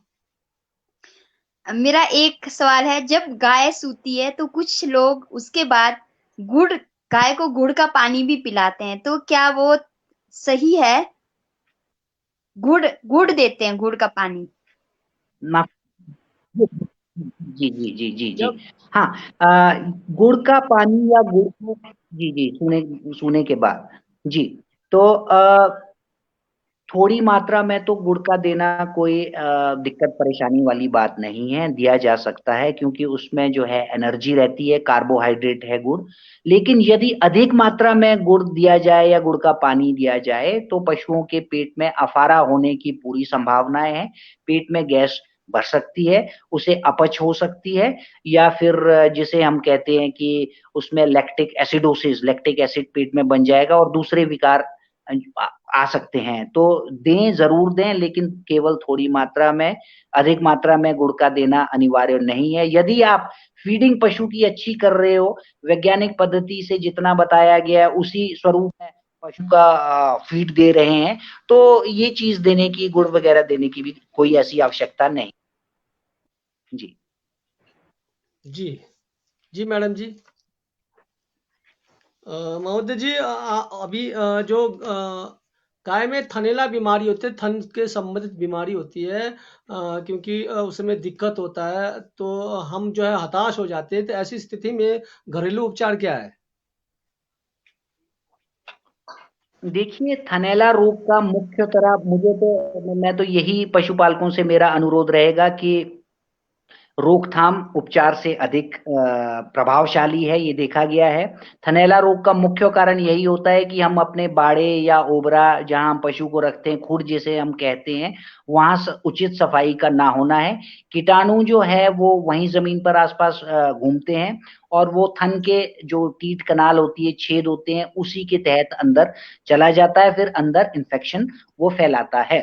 तो यदि एक बार थन में इन्फेक्शन हो जाए तो उसका उपचार करना काफी मुश्किल है, और इसमें इसमें प्रोग्नोसिस जिसे हम कहते हैं कि इसकी संभावनाएं कई बार कम रहती है ठीक होने की, कम से कम उस सुए में। तो केवल मात्र दवाइयां डालने से ही इस तरह जो है इसको ठीक किया जा सकता है। लेकिन उपचार हम रोकथाम हम जरूर कर सकते हैं। गाय को दूने से पहले उसे अच्छी तरह थन को साफ कर लें। गाय को सूने के बाद उसे फीड या जो भी हम खाने को उसे देते हैं, घास देते हैं, सूने के बाद जरूर सॉरी, दूध दूने के बाद जरूर डालें, ताकि पशु एकदम जमीन पर बैठे ना, थोड़ी देर खड़ा रहे, क्योंकि उसके थन के जो छिद्र होते हैं वो 5 से 7 मिनट खुले रहते हैं दूने के बाद। तो यदि हम पशु को खड़ा रखेंगे तो वो छिद्र धीरे धीरे बंद हो जाएंगे। बाड़े को साफ सुथरा रखें, और एक अहम बात इसमें जरूर ध्यान दें पशुपालक कि बछड़े को ज्यादा थन से ना पिलाए। हम तो कहते हैं 0 डे वीनिंग, कि जिस समय सुई, जिस समय जिस दिन में सुई, उसी समय अपने जो जो गाय है उसको, बछड़े को अलग करना है। उसे जो है अपने निपल से जो है वो दे सकते हैं, नाप के उसमें मालूम भी हो जाएगा कि कितना बछड़े को पिलाना है। और दूसरा, चूंकि गाय को आदत भी लग जाती है बछड़े की, यदि बछड़ा किसी वजह से मृत हो जाता है तो कई पशु जो है, कई गाय जो है वो दूध से कम हो जाती है, उन्हें दूना मुश्किल हो जाता है। और जैसे जैसे ही बछड़ा बढ़ता है, यदि वो थन से दूध पीता रहेगा तो कई बार जो है उसके दांत बड़े होने से वो जो टीथ कैनाल है वो काफी ही मतलब नाजुक होती है, उसमें जो है वो चोट पहुंच सकती है, और उसमें भी थनैला रोग होने का खतरा रहता है। तो जरूर पशु को जो है दूने से पहले, दूने के बाद में अच्छी तरह साफ सुथरा रखना है, और जो है बाड़े को भी साफ रखना है। और यदि किसी प्रकार का विकार थन में दिखता है तो उसका जितनी जल्दी आप डॉक्टरी इलाज करवा सकते हैं तो वो करवाने का मैं परामर्श पशुपालकों को दूं। जी, अक्सर हमने महोदय जी, अक्सर हमने देखा होता है कि थनों में जो हमारे जो लोकल रस्सी होता है, जो उनके बने होते हैं बकरों के, उससे भी मालिश करते हैं थनों को, क्या वो जायज है? जी हाँ, जी हाँ, जी हाँ, मालिश कर सकते हैं, मालिश करने में, लेकिन ध्यान ये रखना है कि जब मालिश करें तो कोई अधिक गर्म द्रव्य पदार्थ से उसकी मालिश ना करें, ताकि उसके थन को किसी प्रकार का कोई नुकसान ना हो।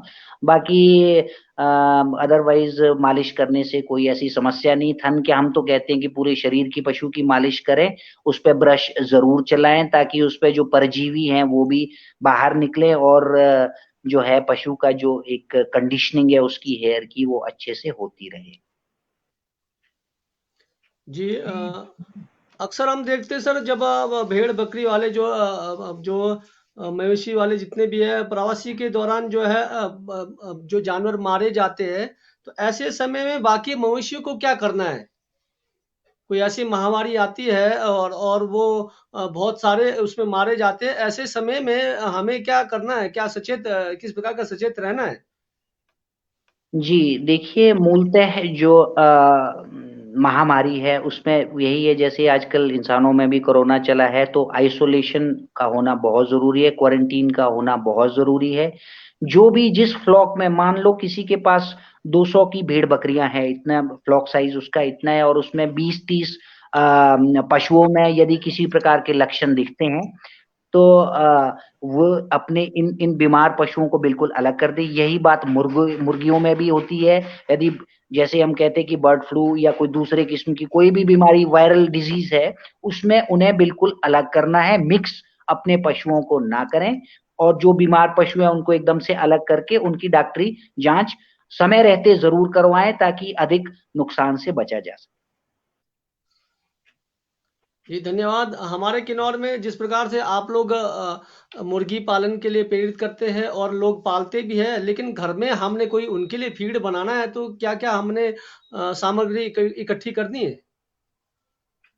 जी, जी, वैसे तो हमारे पूरे किन्नौर जिला में कमर्शियल मुर्गी फार्म बहुत कम है और यदि कमर्शियल है भी तो उनके लिए फीड का जो प्रोक्योरमेंट है, जो फीड लाया जाता है वो बाहरी राज्यों से ही लाया जाता है क्योंकि यहाँ कोई ऐसी फैक्ट्री है नहीं है। और जो विभाग द्वारा जो मुर्गियाँ मुहैया करवाई जा रही है, जो चूज़े मुहैया जा रहे हैं आंगनवाड़ी कुक्कुट योजना के तहत, वो चैब्रो नस्ल के चूज़े हैं। वो एक हाइब्रिड निकाला हुआ है हमारे देसी और बाहर की नस्ल में। तो उन्हें अमूमन जो है इस तरह से तैयार किया गया है कि उन्हें कोई कमर्शियल पोल्ट्री फीड का देने की कोई आवश्यकता नहीं है, वो खाली अपने आँगन में जो है चुग के अपना गुज़ारा कर सकते हैं, तो दाना वग़ैरह इसमें दिया जा सकता है। लेकिन पोल्ट्री में ख़ास तौर पर कि अपने घर में जैसे हम पशुओं के लिए फ़ीड बनाते हैं, उसी विधि से फ़ीड बनाना ये उचित नहीं समझा जाता है क्योंकि इसमें बहुत सारे कंपोनेंट्स होते हैं जो ना तो मिल पाएँगे, हमारे लोकली अवेलेबल नहीं होते हैं। तो ये एडवाइज़ेबल मतलब लोगों को इस तरह की सलाह मतलब नहीं दी जाती है बेसिकली अगर कमर्शियल पोल्ट्री फार्मिंग की जा रही है। जी। जी, मैडम जी आपका कोई सवाल?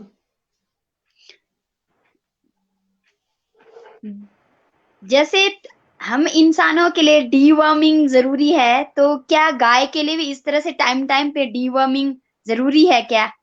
गाय के लिए?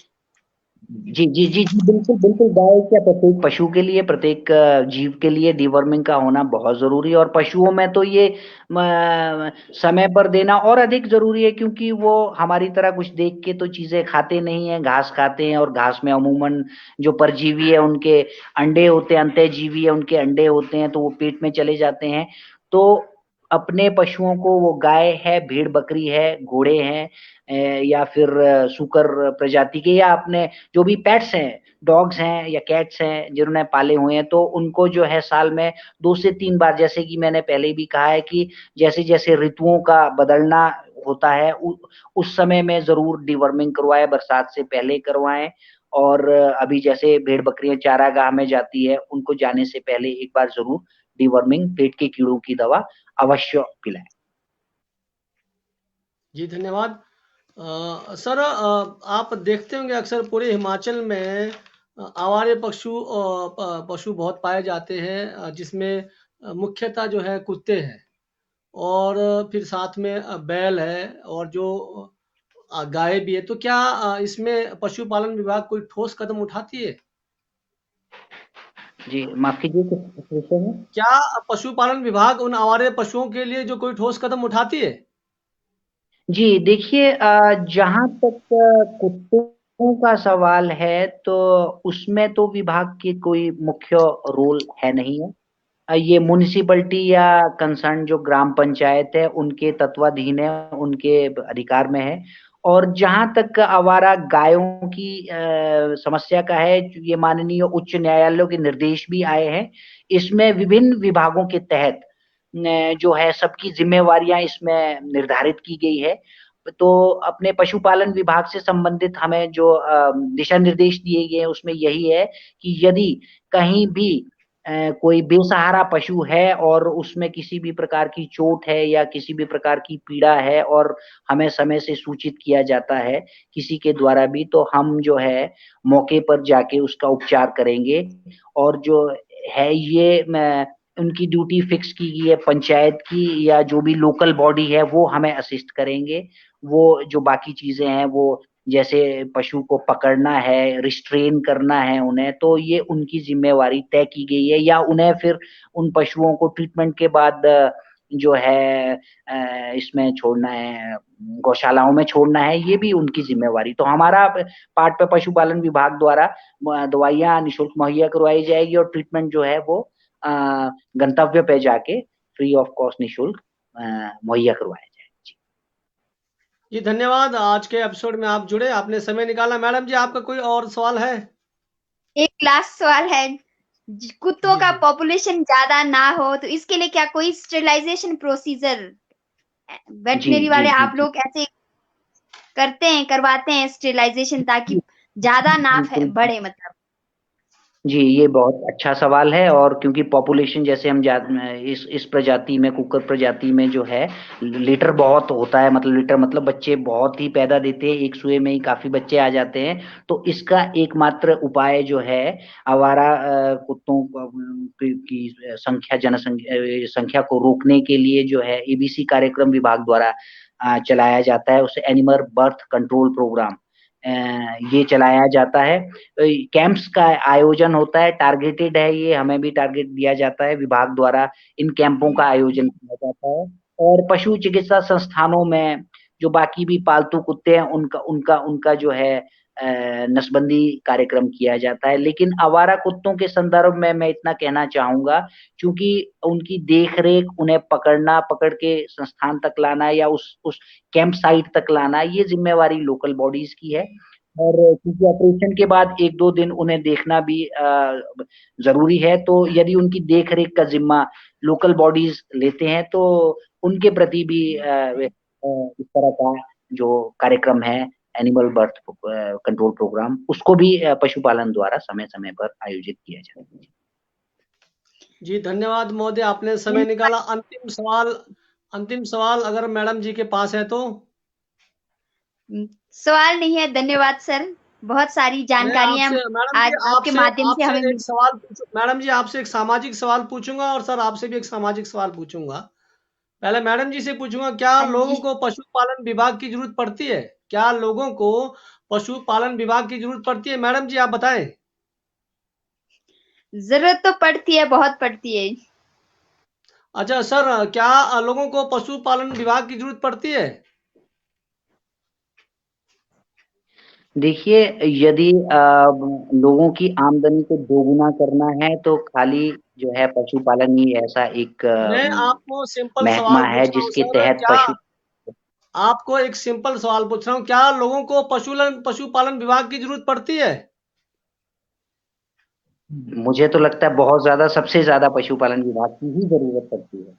तो सर क्या विभाग की लापरवाही है? बहुत सारे रिक्त जो है खाली पद पड़े हुए हैं यहाँ पशुपालन विभाग में, किसी प्रकार की भर्तियां नहीं है। एक चपरासी, एक जो है चौकीदार, या फिर एक जो जो जो मतलब जिनको साइंटिफिक वैज्ञानिक तरीका नहीं आता, वो जो एआई करवाता है। डॉक्टर की कमियां है, फार्मासिस्ट की कमियां है, बहुत सारी चीजों की कमियां है। सरकार इस पर जो है काम नहीं करती। क्या लापरवाही पशुपालन विभाग की है? आप जी बताएंगे मुझे सर? जी जी जी, ये बिल्कुल लाजमी सवाल है। लोगों को जो सुविधा मुहैया होनी चाहिए वो नहीं हो पा रही है, इस समय में काफी समय से नहीं हो पा रही है। और ये विभाग द्वारा समय समय पर जो सरकार है उनको भी सूचित किया जाता है, सरकार के संज्ञान में भी ये है। अब रिक्त पदों को भरना तो मुझे लगता है कि विभाग के हाथ में नहीं है, वो तो केवल सरकार को सूचित कर सकते हैं। अब सरकार द्वारा इसमें कितनी पहल की जाती है ये देखना होगा, और ये एक जन क्रांति के रूप में उठाना होगा कि कितना जो है लोगों द्वारा सरकार पर प्रेशर बनाया जाए कि जितने भी रिक्त पद है उन्हें जो टेक्नीशियन है कम से कम उन्हें भरें जो जो उस लायक सेवा प्रदान कर सके। केवल चपड़ासियों के सारे, इवन जिला किन्नौर में तो हालत बद से बदतर है, इवन चपड़ासियों के भी बहुत सारे पद रिक्त चले हुए। मैडम जी, हमने एक चीज़ देखा है, बहुत सारे परेशानी आई है, जैसे पशुपालकों को जब डिलीवरी की दिक्कत आती है तो ऐन टाइम पे डॉक्टर यहाँ होते नहीं है, तो वो जो है डिलीवरी के दौरान ही गाय मर जाती है या बछड़ा मर जाते है, ऐसी परेशानियां होती है, तो फिर पशुपालन विभाग या सरकार इस पर जो है जो रिक्त पदों पर ध्यान नहीं दे रही है। मैडम जी, कुछ थोड़ा आप बताना चाहेंगे, आप इस पर थोड़ा सा एक दिशा निर्देश सरकार को या फिर हमारे ग्राम पंचायत के प्रधानों को, क्यों वो सरकारों की तरफ जो है वो आवाज नहीं उठाते कि हमारे गांव में जो डॉक्टर हो, बेहतर सुविधाएं के डॉक्टर हो। इस बारे में तो मैं कुछ ज्यादा बोलना नहीं चाहूंगी, क्योंकि मुझे क्या प्रोसीजर है, कुछ ऐसे प्रोसीजर के बारे में ज्यादा पता नहीं है। सबसे पहले तो हमें मतलब पशुपालक को ही जागरूक होने की जरूरत है। मतलब सबसे पहले तो जो पशुपालक है वही जागरूक हो कि हम किस तरह से हम कैसे हेल्प ले सकते हैं, कहाँ कहाँ तक एक जो मतलब वेटनरी जो हॉस्पिटल है, डिस्पेंसरी है, जो भी है, उनका मतलब एक पशुपालक को पता होना चाहिए कि वहां से हमें क्या क्या हेल्प मिल सकता है, क्या क्या हेल्प लेना है, टाइम टाइम से कैसे लेना है। और आम पशुपालक जागरूक तभी होगा इसमें, जो विभाग है वो भी टाइम टाइम पे ऐसे कैंप ऑर्गेनाइज करें गांव में, तो इससे लोग भी फायदा उठाएंगे और उनके लिए भी आसान होगा, क्योंकि एक साथ हमें एक एक घर घर में जाने की जरूरत नहीं होगी। कुछ भी इंफॉर्मेशन है तो एक साथ हम दे सकते हैं। तो इस तरह से गांव में ऐसे कैंप ऑर्गेनाइज हो तो ज्यादा बेहतर होगा, जिसमें सब तरह की जानकारियां मिले मतलब। जी, धन्यवाद। सर जी, आप हमारे एमसीएन पेज के साथ जुड़े, आपने आज पशुपालन पर बहुत सारी जानकारियां दी। जाते जाते हमारे एमसीएन पेज के दर्शकों के लिए, हमारे किन्नौर के जनता के लिए, और इस पेज को बहुत दूर दराज के लोग भी देखते हैं, उनके लिए कुछ मैसेज देना चाहेंगे आप?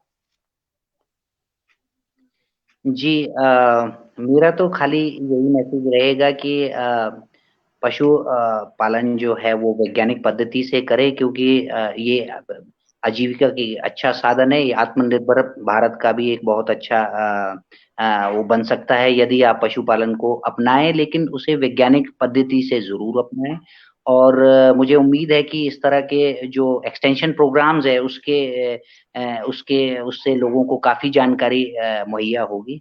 और बाकी तो जैसे कि पता है कि महामारी है, तो इस समय तो फिजिकल तौर पर कैंप्स लगाना बहुत मुश्किल है, तो जानकारी आप ऑनलाइन लेते रहें, कोरोना से बचे रहें, मास्क का उपयोग करें और उचित दूरी बनाए रखें। महोदय जी, धन्यवाद, आपने समय निकाला। क्या जो अन्य अधिकारी है जैसे कोरोना काल में वो लोगों से रूबरू नहीं हो रहे, क्या इस प्रकार से पेज में आकर लोगों को जागरूकता अभियान चलाना संभव है, सही है क्या? और अधिकारियों को भी इस पेज से जुड़ना चाहिए। जी, जी, मुझे लगता है कि ये बहुत अच्छा प्लेटफ़ॉर्म है, बहुत लोग जुड़े हुए हैं और इससे अच्छा तो कोई तरीका हो भी नहीं सकता। और वैसे भी हायर अथॉरिटीज़ वीडियो कॉन्फ्रेंसिंग के ज़रिए और बाकी इसी के ज़रिए ही इलेक्ट्रॉनिक मीडिया के माध्यम से ही जुड़े हुए हैं। तो यदि इस तरह के लोकल मीडिया के माध्यम से हम लोगों तक जुड़े और अपनी अधिक से अधिक योजनाएँ उन तक बताएँ, तो मुझे लगता है कि ये this is a kind of win win situation. सब, किसी को हार का कोई कुछ नहीं, सभी को इससे फायदा होने वाला है। जी, जी, धन्यवाद। आपके लिए कमेंट्स आया हुआ है, बहुत देर बाद ये नेटवर्क दिक्कत होगी शायद, यहाँ एक कमेंट आए हुए। सर सर, मुझे एक बात बताएं कि जो बीमारी कुत्तों में लग रही है, स्किन प्रॉब्लम का, उसमें खारिश, इनके लिए कौन सा इंजेक्शन है और कौन से उपचार कर सकते हैं? ये भी तो एनिमल में आते हैं। हाँ, जो जिनके स्किन प्रॉब्लम है उनके लिए क्या क्या उपचार है सर? जी, देखिए, स्किन प्रॉब्लम जो है वो बहुत कारणों से आ सकती है, ये कोई एक पर्टिकुलर कारण नहीं है। तो इसमें फंगल इन्फेक्शन भी मुख्य तौर पर हो सकता है, या परजीवी होते हैं, माइट्स होते हैं, उस वजह से भी ये हो सकता है। तो मैं इनको यही परामर्श सलाह दूंगा कि आपके जो भी निकटतम पशु चिकित्सा संस्थान है वहां अपने पशु को ले जाएं, अपने पेट को ले जाएं, और जो है सेल्फ मेडिकेशन ना करें, क्योंकि अक्सर ये पाया जाता है कि कि भाई मुझे दे दो, मुझे लगाना आता है, मैं खुद लगा लूंगा, वो चीज इस चीज से परहेज करें। एक बार जरूर जो भी वहां कंसर्न आपके पशु चिकित्सा अधिकारी है उनसे मिले, उनका परामर्श लें और उनके द्वारा जो भी सजेस्ट किया जाता है ट्रीटमेंट केवल उसे करें, अन्यथा जो है कोई जो कॉम्प्लिकेशन जो है वो बढ़ सकती है। जी जी, धन्यवाद। आपके लिए एक और कमेंट आया सर, क्या डिपार्टमेंट काऊ का इंश्योरेंस करवाती है क्या? जी, अभी फिलहाल पिछले 1-2 सालों से पशु का जो बीमा है वो विभाग द्वारा जो स्कीम थी वो फिलहाल बंद पड़ी हुई है। इस समय विभाग द्वारा इंश्योरेंस नहीं करवाया जा रहा है। जी, एक और सवाल आया है प्रियंका जी का, जब हम लोग डॉग पालते हैं तो कौन सा वैक्सीनेशन लगवानी चाहिए और कब लगवानी चाहिए? जी, देखिए जब आप अपने पेट को पालते हैं तो सबसे पहले उसका डीवर्मिंग ज़रूर करवाएँ 1 महीने के बाद में और 2.5 महीने पर जो है उसे एक 6 बीमारियों का इंजेक्शन लगता है। वैसे तो डिफरेंट अलग-अलग प्रोटोकॉल हैं, कोई इनको इन जो छोटे पप्स हैं उनकी बीमारियों को अलग-अलग तरीके से वैक्सीनेशन करते हैं, लेकिन हम जो फॉलो कर रहे हैं वो 6 बीमारियों का एक इंजेक्शन लगता है मेगावैक्स 6 करके, उसे आप 2.5 महीने पे लगाएँ और 3 महीने पे जो है एंटी रेबीज़ वैक्सीनेशन अपने पालतू जो पेट है उसकी ज़रूर करें। सर एक और सवाल आया है कि फैट, कार्बोहाइड्रेट्स और कोलेस्ट्रॉल के आधार पर पीओ में मिल्क फेडरेशन वाले रेट देते हैं। इसको कैसे जाने कि फार्मर कोई सिंपल मेथड है सर? वैसे तो फैट का आप कहीं जो आपका लोकल प्रोक्योरिंग सेंटर होगा वहाँ एक गर्बर मशीन, वो घुमाने वाली मशीन रहती है, फीड नापने वाली मशीन रहती है, तो उससे आप अपने जो है फैट का, पशु में कितना फैट है उसका पता कर सकते हैं और रेट्स का उनका चार्ट ऑलरेडी बना होता है, तो कितने फैट का कितना रेट्स है ये आपको जो मिल्क फेडरेशन है उनकी या तो साइट पे पता चलेगा या जहां भी उनका नियर बाय ऑफिस है वहां से आप पता कर सकते हैं उनके रेट्स का।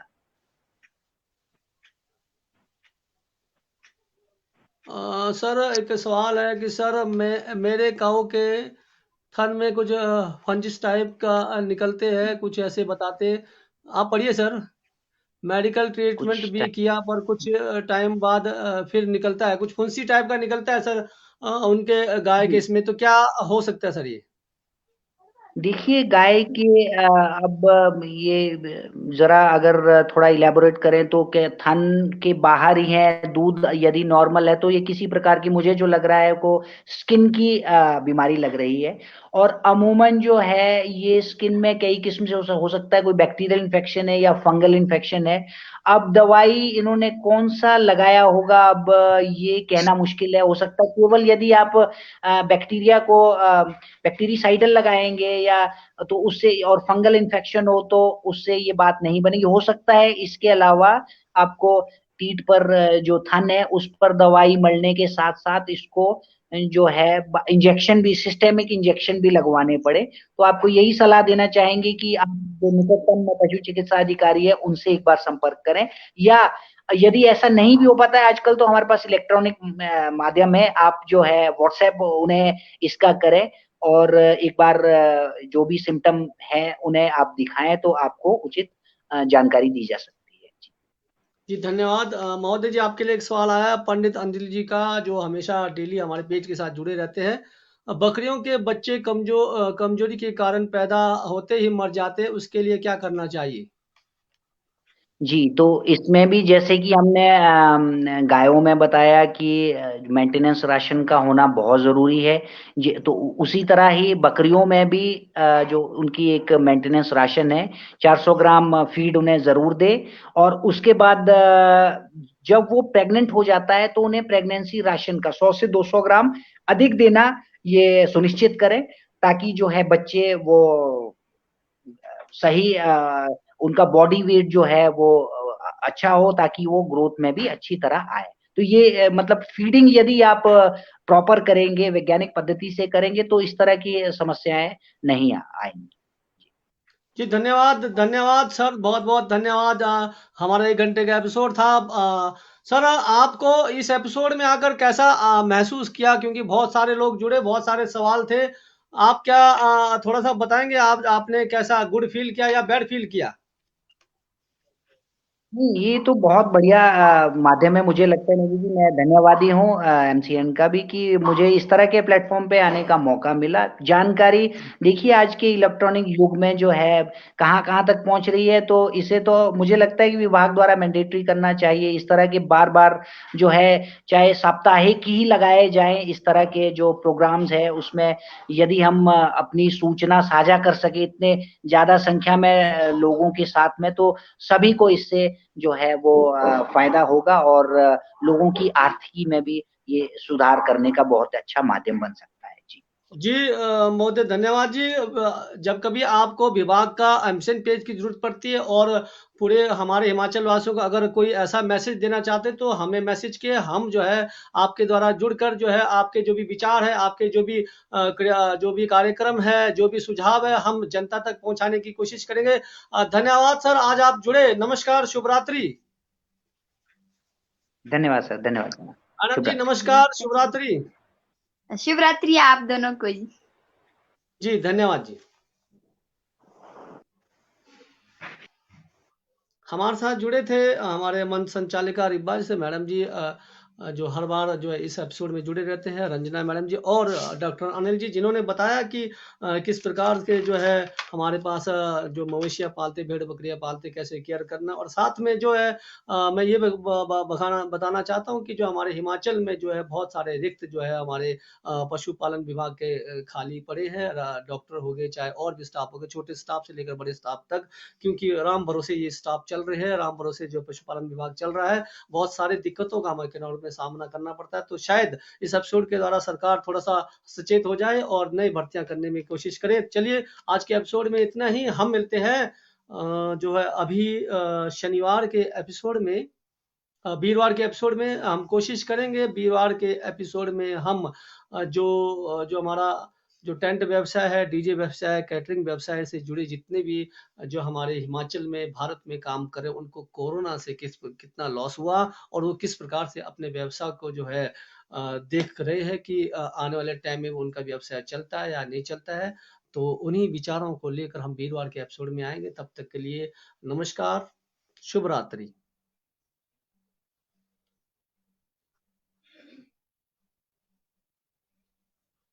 वीरो सत श्री अकाल, मेरा नाम है दर्शन सिंह और आपका फार्मिंग लीडर चैनल पे वेलकम करता हूँ। किसान वीरो, हमने पीछे काफ़ी सारी वीडियोस बनाई, उससे हमारे पशुपालकों का काफ़ी फ़ायदा हुआ।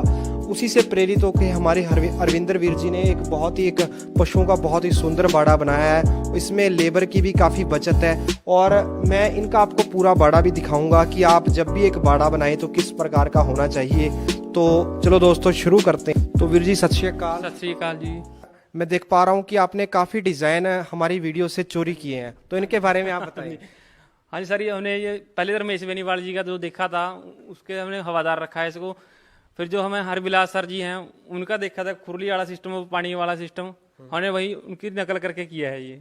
तो किसान वीरों, आप यहाँ पे देख सकते हैं कि बहुत ही शानदार तीन तरफ मैं बताना चाहूँगा कि तीन तरफ पूरे बाड़े के हवादार खिड़कियां रखी गई हैं। इनसे कि गर्मी में इनको खुला रखा जाता है और सर्दी में इसको नॉर्मली बंद कर दिया जाता है। तो और जो मैं आपका खुरली का डिज़ाइन देख रहा हूं सर, बहुत ही स्पेशल है, क्योंकि एक तो आपने स्पेस छोड़ा हुआ है हमारे बीच में, इसके बारे में बताएं। और एक आपने खुरली का डिज़ाइन भी स्पेशल रखा है, इसके बारे में बताएं सर। सर हमने साइज है जो इसका 3.25 फुट का छोटा है, जो भैंसों को घास पाने के लिए है जो। भैंसों को घास वगैरह डालना हो तो उधर से भैया अंदर जाने की लोड़ नहीं, बाहर से बाहर घास डाल सकते हैं उनको आसानी से। तो किसान वीरों, जो मुझे यहाँ पर एक बहुत ही सुंदर बात लगी है कि आप देख सकते हैं कि हर पशु के लिए अलग से एक खुरली है और हर पशु के लिए बीच में स्पेस रखा गया है और ये पाइप वगैरह लगाई गई हैं।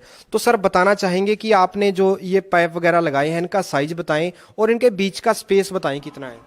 सर इनका स्पेस तो उनके बीच का 5 फुट है, जो जिसमें अपना मैट आ जाए पूरा मैट आ जाता है। पूरा मैट, हाँ उसके हिसाब से रखा है हमने।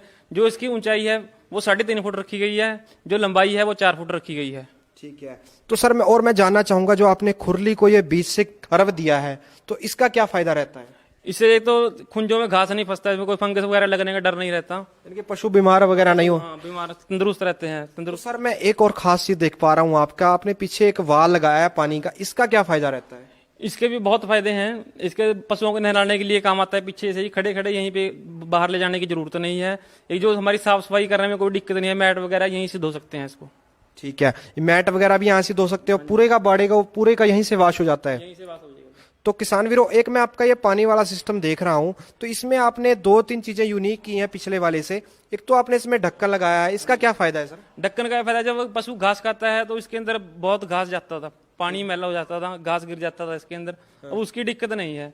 ठीक है। जब पशु घास खाता है तो हम इसको बंद कर देते हैं। जब पशु घास खुली खाली कर देता है तो हम इसको ढक्कन उठा देते हैं। ढक्कन उठा देते हैं। हर टाइम उठा रहता है, जब मर्जी पी सकता है पशु पानी। ठीक है सर। और एक आप मुझे बता रहे थे इसमें आपने ताजे पानी का और एक टैंकी वाले पानी का दो सिस्टम किए हैं हाँ पहले जी, से। हाँ जी, ये सब बाल सिस्टम किया हुआ है। 21 है इसमें से। अगर ताजा पानी लेना तो इधर से बाल खुला है, बाल खोल सकते हैं। अगर टंकी का पानी लेना है तो उधर से बाल खुल जाएगा, ये बंद हो जाएगा। तो किसान वीरों, आप देख सकते हैं कि इन्होंने लगभग 2 प्रकार के पानी का प्रबंध किया गया है। और यहाँ से इस वाल को अगर हम खोलते हैं तो पानी की हमारा जो हमारी ये टैंक ये खाली हो जाता है। तो सर, मैं यहाँ पे आपका देख पा रहा हूँ, ये आपके 5 पशुओं का एक सुंदर बाड़ा है। तो इसका साइज बताएं सर, आप कितना है? इसका साइज है 25 फुट तो इसकी लंबाई होगी जी, 18 फुट इसकी चौड़ाई है। 25 बाई 18 का है। तो सर, मैं सबसे पहले अब आपको खर्चा जानना चाहूंगा, हर चीज का कितना खर्चा आया। तो सर बताएं, इस सिस्टम को लगाने में आपका कितना खर्चा आया है? सर, हमारे पहले पूरे बाड़े का खर्चा 2 लाख रुपए आया है। जो सब खिड़की खुड़की है इसका खर्चा हमारा 20,000 रुपये आया है। जो हमारा 5 भैंसों का पानी का सिस्टम है उसका खर्चा हमारा 5,000 रुपये आया है। पानी की और पैपों की फिटिंग फुटिंग में सब कुछ लगा के। और सर, मैं जानना चाहूंगा, ये बैंड आपको कितनी कॉस्ट में पड़े थे? कुछ याद है सर इसके बारे में? ये 6,000 की कॉस्ट में पड़े सर। ये कितने बैंड थे आपके? ये 4 हैं जी। ये 4 बैंड आपको 6,000 की कॉस्ट में पड़े थे। और सर, इसके अलावा कोई और कॉस्टिंग के आपको बताना चाहते हैं? कोई और कोई एक्स्ट्रा नहीं है, बस यही है जो। तो उम्मीद है किसान वीरों, आपको हमारी ये जानकारी पसंद आई होगी। अगर पसंद आई है तो वीडियो को शेयर जरूर करें ताकि और